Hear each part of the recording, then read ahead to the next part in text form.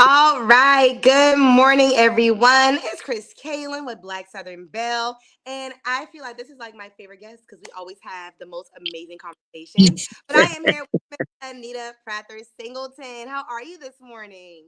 I am blessed, sweetheart. Thank you so much. Thank you so much. Absolutely. And I'm loving that yellow. You look so radiant this morning. Oh, thank you.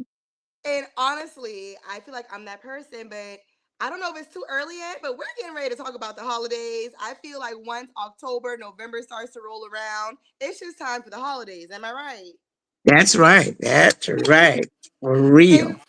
if you're just jumping on this live, we are talking about the holidays and what Miss Anita has up her sleeve. So we're going to be covering the Gullah Christmas Theater Show. It's a rice contest I'm hearing about, all of the Gullah Christmas traditions. So we are going to hop into it. So my first question for you, the Gullah Christmas Theater Show, Christmas Wish Freedom. So can you tell us the inspiration behind this particular play? Yeah. Well, it's the last Christmas before the Civil War, and there's a lot of talk on the plantations. The masters are talking about they're not going to let any Yankees tell them what to do with the enslaved Africans on the plantation, and so there's a lot of talk about going to war. And so we see that as freedom is soon to come for us. And that's our wish for that year. And that's 1860, December of 1860. And on December 20th of 1860, all the plantation owners from all over South Carolina go up to Charleston to Institution Hall, and they sign those articles of succession that were first drafted right here in downtown Beaufort, right off of Craven Street, where they had been talking about succeeding from the Union and starting their own country. And so that's exactly what happens on December 20th, when all the plantations, like I said, from all over South Carolina gather at Institution Hall, and they sign those articles in South Carolina on that December 20th of 1860, succeeds from the Union. So we're excited, not because South Carolina succeeded, but because we know freedom is soon to come. Right. And there's a lot of, Christmas itself brings a lot of welcomed chaos, if for lack of a better term. There's a lot of people coming and going on the plantation. Family members are coming from afar, coming to visit and bringing their enslaved servants with them. And so even if we didn't get a chance to get a holiday pass to go visit our loved ones, we welcome those that were coming in from other plantations that could possibly give us some information about who died, who had a baby, who escaped to freedom. And so all of that is going on the plantation. And so we bring all of that excitement of that last Christmas, that Yuletide season, just before the war starts, um, in the physical. We bring that alive through musical theater on stage. And so, And mhm. and first of all, that sounds so amazing because I have so many questions after that. With slavery being such a thing, and clearly you do a I refer to you as a historian because I just feel like you're filled with so much Mhm. knowledge. But how do you think like at that time they were still able to find joy and celebrate the holidays? One of our superpowers was our music. Mm, And we could start, and it was the one thing that they would allow us to do without permission. And we would use that music as code songs, of course, to get information out that needed to go out. But our music could transcend our spirits beyond our physical limitations and boundaries. And again, Christmas time, one of the things Frederick Douglass once wrote in his autobiography, that Christmas time was the one time that the enslaved Africans had enough to eat and enough time to eat it in. Um, Christmas time, a lot of times was called a week of Sundays, because for the field hands, we would get half a day on Saturday off and Sunday off. Those in the big house didn't quite get that because they had to be at the beck and call of the master and his household 24/7.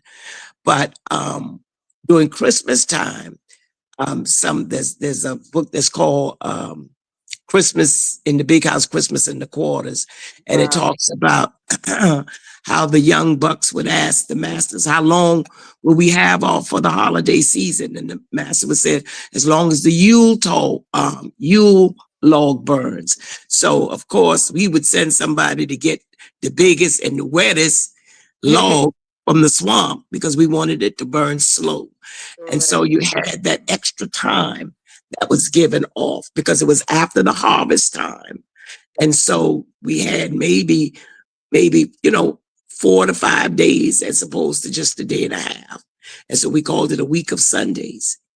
And you had an opportunity to like the young bucks would get an opportunity to maybe sip libations with the masters. I mean, things that you just didn't get a chance to do. And the good thing about the arrogance of the masters was they were so arrogant and so prideful that they would think we would be so elated with the extra rations that we would be given or the fabric that we would be given, the muslin we would be given to make the new dress or whatever, the new pair of shoes for the adults. The children usually didn't get any shoes unless they were hand-me-downs. But that we wouldn't think about escaping. We wouldn't think about doing all the things that we were forbidden to do. But that was the opportune time. So Christmas time became a good time to plan the escape. It was Yeah. a good time to try to learn how to read and write because there was so much going on, people coming on and leaving leaving. And like I said, sometimes the plantation owners would actually give you a pass to go visit your loved ones. So by the time they figure out that you weren't coming back, because they gave you maybe 5 days to a week to Right. visit, by the time they figure out you weren't coming back, you could be way up the road towards freedom. So it was Yes. a good time to escape. They had on some plantations, especially in the Virginia area and some of the upper country, they had what they call pit schools. And pit schools was exactly what it says. It was a pit, a deep pit that was dug and it was camouflaged over. So while all the extra stuff that was going on the plantation to distract the overseer or the plantation owner, then people would go down there and secretly learn how to read and write in the pit schools. Wow. Christmas time was also a popular time to get married for the enslaved Africans. Even though enslaved marriages were not legal, they were Mhm. encouraged because the masters felt like if a man was connected to a wife and children, he would not be ready to try to escape.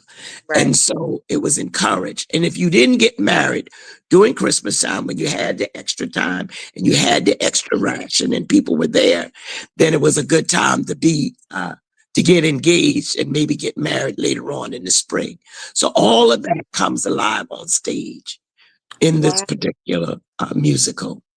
And I'm just so excited. I can only imagine just seeing the reenactments and the full Mhm. experience. So the show is described as an excursion back in time to the last Christmas before the Civil War.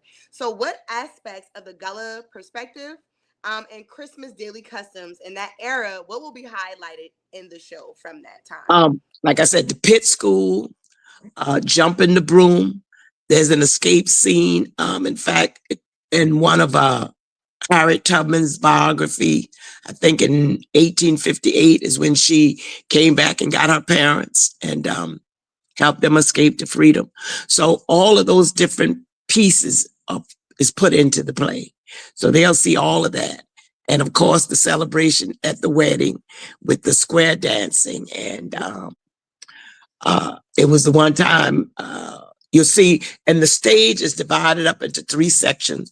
One section being the dining room of the big house.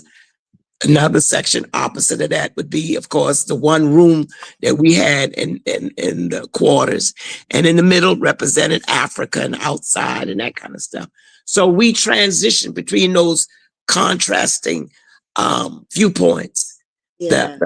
the enslaved Africans that's in the big house, the house servants, polishing silver and beating the rugs and, fixing Missy's hair and that kind of stuff. And then those of us that's in the corners getting stuff ready, gathering nuts, gathering, vegetables to prepare the feast, the Christmas feast, that kind of stuff. So yeah. And even when you talk about this, so just a little off topic. So maybe a couple years ago, I had a chance during the holidays. Historic Charleston Foundation, they had a holiday event at the Aiken Red House, which is Mhm. downtown off of Right. up on the east side.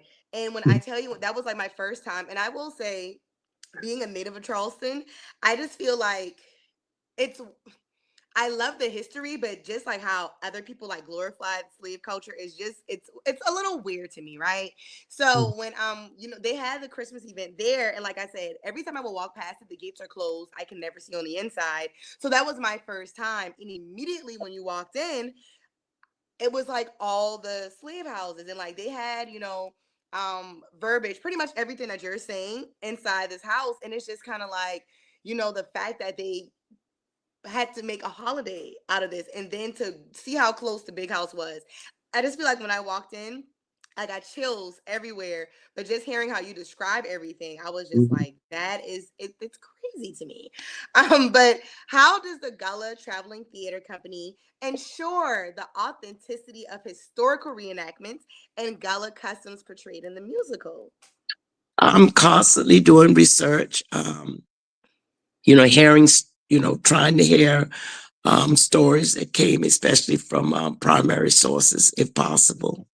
Um, and one of the things I try to remind people of is that we were not monolithic. We are not monolithic people. Yeah. That different experiences happen at different places. In Beaufort, we had a little more autonomy than other places, because of the isolation of some of the plantations being on the Sea Islands and Barrier Islands, and you had to go by boat to different places. So a lot of the things were kept intact, some of the traditions. Um, one of the traditions that we share with the children is the exchange, the gift exchange. Um, the children would bring eggs that they gathered in a basket, and they would take that to the mistress of the plantation, and in exchange they would get maybe a peppermint stick or a jihad stick or rag dolly. The slave mothers would make rag dolls for their children, and just how they would take um, whatever they had to Mhm. try to make it special. You didn't always get sugar or molasses to make something sweet. So Christmas time was that time when we were able to make a sweet bread, which was a treat. And you know, uh, things like that. Gathering nuts to take to the big house, um, carving a walking stick for one of the elders. So whatever we had, we made it special. Absolutely. Taking scraps to make maybe a patchwork, a quilt, or an apron to give as a gift. That's beautiful. And because it's so sentimental, it just has so much more to it. So what Mhm. are some of the challenges you face, but what is most rewarding about doing such a culturally significant play? When we get the school children that come in, they Uh, bust the kids in. We start on. We used to do Friday show, um, 4 student shows during the day, and then the full stage production that night, along with a Gullah marketplace. And then we had to eventually add a Thursday show. And so now we open up on Thursday with a symposium. We do a free symposium. We partner with the University of South Carolina Beaufort campus as our co-sponsors. And we have a Sierra Leone Gullah Geechee cultural exchange symposium. And our featured guest and keynote speaker be Mr. Amadou Masale. He's originally from Freetown, Sierra Leone. He now lives in Dallas, Texas. He's on our board of the Gullah Traveling Theater, and he has gone all over the African diaspora, connecting the dots of where did the Gullah Geechee people go after we were kidnapped from Sierra Leone, or came out of Bunce Island off the coast of Sierra Leone. And so he's gone to the Caribbean. He's been down to Mexico. He's been down, in Texas, where some of us was taken as part of the Trail of Tears, uh, Trinidad, and different places all along that transatlantic middle passage voyage. And so he'll be our keynote speaker for our symposium that starts 9 o'clock it's 9 to 1 on that Thursday, December the 4th at USCB at the Center for the Arts. And then that night, we do the opening night of Gullah Gullah Wish Freedom, the musical. And then Friday morning, we have 3 student shows. So that's my excitement when I see the kids' eyes open up and we get to bring some of them on stage to be part of. They get to sing some of the songs and do some of the reenactment with us. And to go back and see them 5 years later and they're singing our songs and still remember parts of the play, and encourage their parents to bring them back on Friday night to the show. I love that because yes. And a lot of times when you're teaching history through art, it just makes it makes it stick a little bit more. I will definitely say that. So if anyone is on the live may not be familiar, we are a people of rice. We are a rice culture. So what is the history and significance of rice with the rice cook-off in the Gullah community and the Sea Island Gullah Christmas celebration? Rice was one of the number one reasons why they came and kidnapped us because we were master rice cultivators. Sierra Leone, Senegal, Gambia, all of that's part of the rice coast. And we possessed those skills that made the plantation owners before the Revolutionary War some of the richest people. In fact, the wealth that was produced through the expertise of those Africans with those skills in South Carolina was more than the wealth of the other 12 original colonies put together. That Carolina gold rice was worth its weight in gold.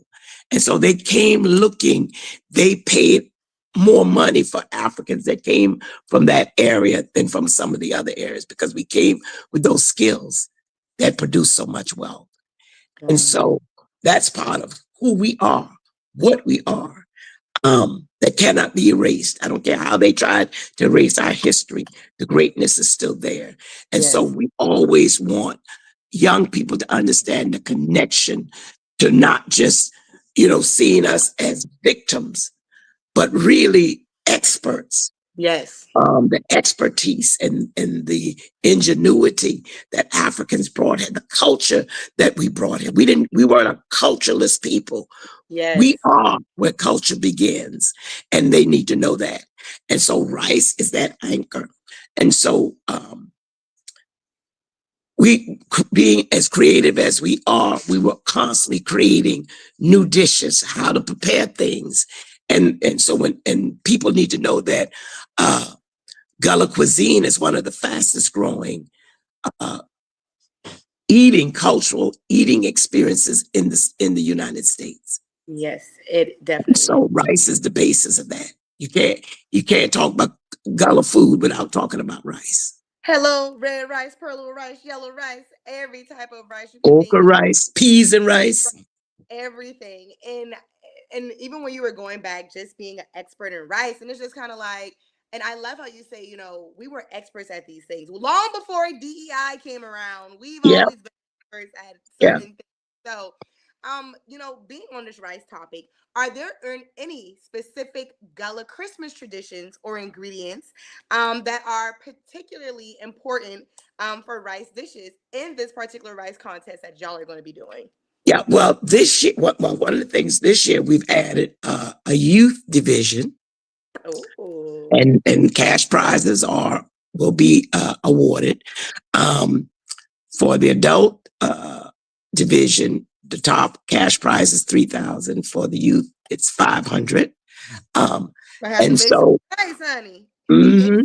So, and we've the location where they'll prepare their rice is at the uh, BCC, which is a couple of blocks from the venue that we have the Saturday event. Um, the whole event on Saturday is called a Gullah Taste of Christmas, and that used to be part of the Friday night offering. So when you paid for your ticket to come see the show, about an hour and a half before the show would be the Taste of Gullah. And you would go from table to table. We had different Gullah chefs and Gullah caterers or Big Mama's Pots. And you could go taste the food as much as you wanted. And then that became as big as the show itself. And we had to split it and turn it Wow. into a 2-day event, which is now a 3-day event with the symposium. So, yeah. So now the Taste of Gullah, like I said, everything on Thursday and Friday is at the University Center for the Arts. And then on Saturday, we go out to our beautiful downtown waterfront park, the Henry C. Chambers Waterfront Park, and with live entertainment, other food vendors, Kitty Village, arts and crafts, all that kind of stuff. And then the rice cook-off is part of that.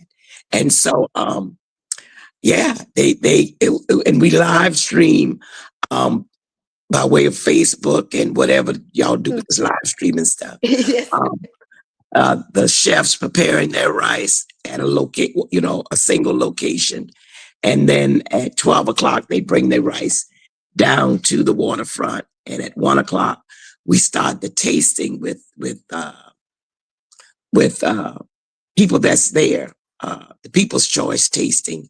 And then at 3 o'clock, the judges start judging. And it's a blind taste test. Uh, Oh, and so the chefs get to prepare whatever their favorite rice dish is. It doesn't have to just be red rice. Like I remember the first year, red rice won. The second year, peas and rice won. The really? third year, it was a seafood rice that won. And then last year again, I think it was red rice again. So, Liz, it just, whatever you think your favorite rice is, if you think you got a pot that can win $3,000, come on and let's do it. you know what? I might have to take you up on that opportunity. I mean, why not?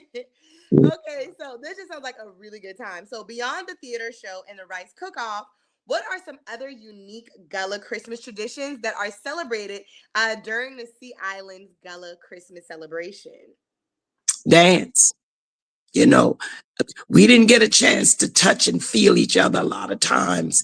Um, you know, during the day on the plantations and the fields, you couldn't gather, but just to be able to gather together and dance and to sing and the banjo playing. A lot of people don't know the banjo is the grandfather instrument of the banjo, and we brought that from West Africa as well. Wow. The shakeree music and the hand clapping and the foot stumping.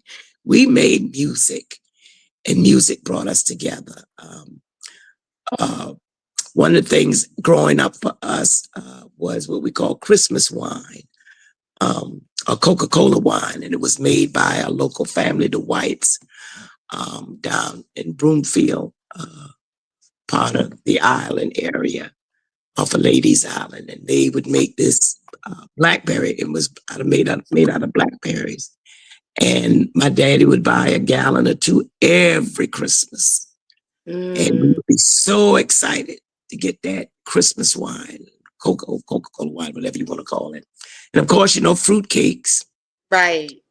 and in October. Would be hog butchering time when you would butcher the hogs to get the meat smoked and prepared for the Christmas holiday so you could have the Christmas ham, stuff like that. Gathering berries and barks and stuff to dye the muslin cloth for clothing. All of those things was part of that whole magical season. And like I said, preparing to escape. Yes. Preparing to escape. Mm. Absolutely. So, can you elaborate a little bit more on a Gullah Christmas Sunday worship and explore and what the visitors can experience by visiting such a historic Gullah congregation in the Low Country? Of course, one of the good things again about Beaufort is that Beaufort, right at the beginning of the Civil War, um, became headquarters for the Union Army. So it was never uh, bombed or burned or anything like parts of Charleston and Atlanta and Savannah, Columbia. So because it became one of the headquarters, a lot of those uh, historical homes and landmarks are still intact. And so people can actually come and see where Harriet Tubman walked. People don't know that she spent 3 years here in Beaufort Wow. during the war and post Civil War. Um, the Beaufort National Cemetery, that is the sacred Explore. site of USCT, U.S. United States Colored Troops that were um, Civil War vets. That's here. Um, you have Fort Fremont, because we do Gullah tours as well. You have St. Helena Episcopal Church, which was the oldest church in Beaufort, founded in 1712. Beaufort was founded in 1711. It's the second oldest uh, city in South Carolina, Charleston being the first. Um, we have the Emancipation Proclamation tree, where the first reading, public reading of the Emancipation Proclamation took place. You got First African Baptist Church, Tabernacle Baptist Church, when those Africans were freed during the Combahee River raid, and they were brought to Tabernacle Baptist Church. Robert Smalls, who was our first Black hero of the Civil War, his Yeah. house, his statue is in place. So it's a lot of stuff to see, a lot of things to see, a lot of things to explore. Because like I said, we do have the Gullah Heritage Tours that people can take on Thursday, Friday, and Saturday to get another feel of that history and what would have been going on.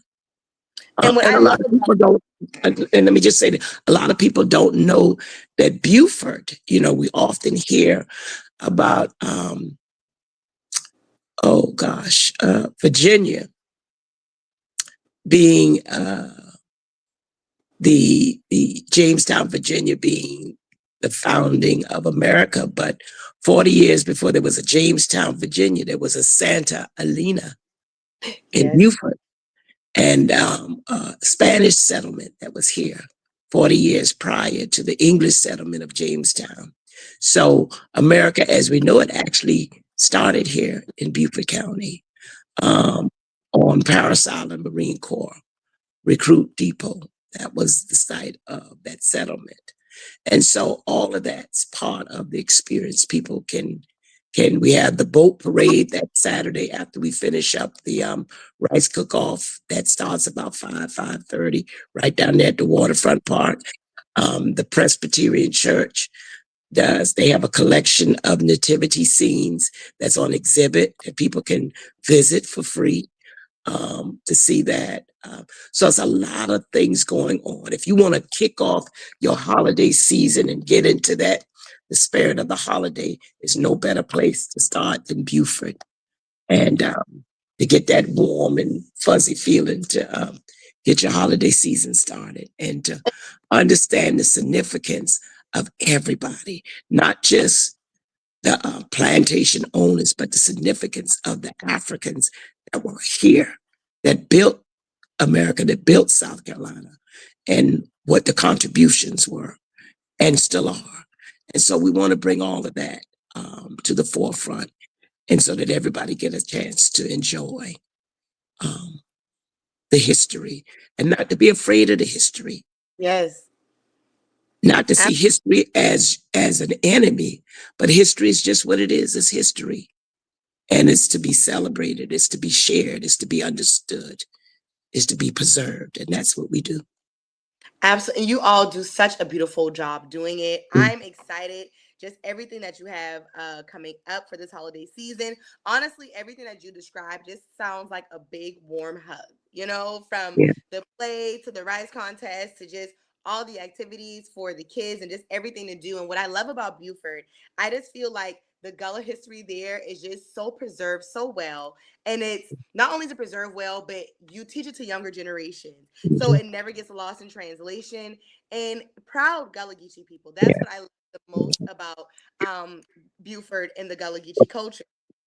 And my last question, because I know you kind of you wrapped all this up so beautifully, so I just want to reiterate it one more time. What makes Beaufort, South Carolina, a premier destination for exploring Gullah culture, especially during the holidays? And that'll be your last question for today. Well, Christmas just ain't Christmas without Aunt Pearlie Sue.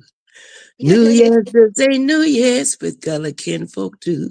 You got to come because pure love, love for our culture, love for our history, love for our community. And I want to thank, the city of Beaufort and the county of Beaufort for embracing Gullah Traveling Theater and helping to sponsor a lot of what we do. We do a lot of partnership with the county as well as the city um, to present this holiday gift to the world.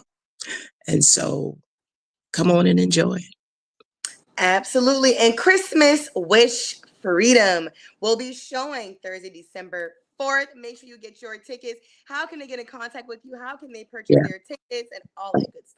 Yeah, it's Thursday, the 4th and the 5th, and they can go to our website, gullahkinfolk.org or gullahkinfolktravelingtheater.org. And you can purchase it there. And if you know any Gullah Kinfolk performances, they have I know some people like hard copy tickets.